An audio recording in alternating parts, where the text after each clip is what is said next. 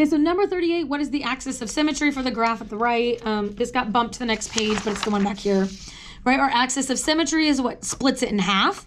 So this is split in half at -5. So we would have x equals -5, which would be B.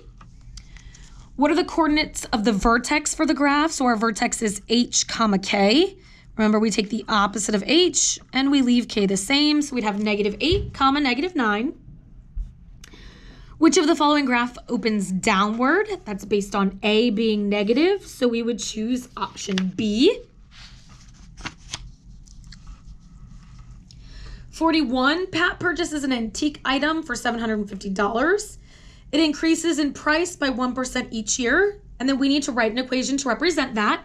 So this is exponential growth, right? Whenever we're dealing with exponential growth, we know we want the format y equals A, 1 plus or minus r, all to the x. So our A is going to be $750. Okay, we want 1 and then plus because it's increasing 1%.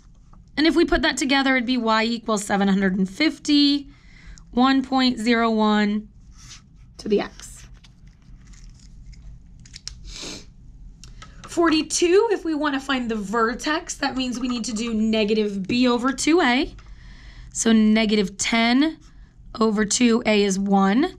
So we'd get -10 over 2, which is -5. So that's going to be the x value of our vertex. To find the y value, we need to plug that back in.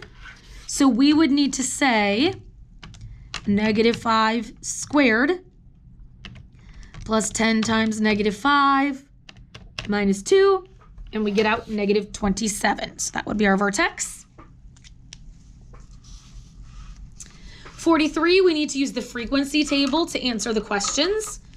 Okay, so what percent of the sample were under 55 and had a smartphone? So we need to find the total samples. So we'll add up everything.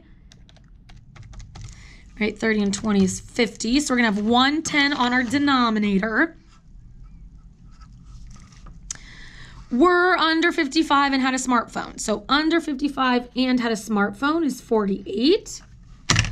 Oops, sorry. So we'll do 48 divided by 110. And we get 43.64%, around that. Okay, then what percent of people 55 and older? Okay, so 55 and older is 50. Do not have a smartphone, so that would be the ones who don't. If we divide those, we get 40% exactly.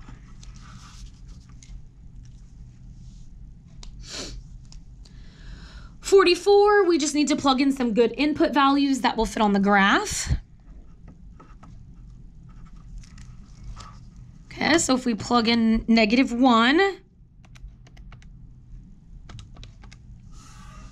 we get -8 2/3, or -8.6 repeating. If we plug in 0, we get -8. Right, you could go through and plug all these in. If we plug in 1, we get -6. If we plug in 2, we get 0. Okay, so we'll then plot those points. -1, -8.6, 0, -8, 1, 6, 2, 0, right? So we need to be at our asymptote here, which is -9, because our asymptote is always here. Okay, my line's a little wobbly, but... And there's your graph.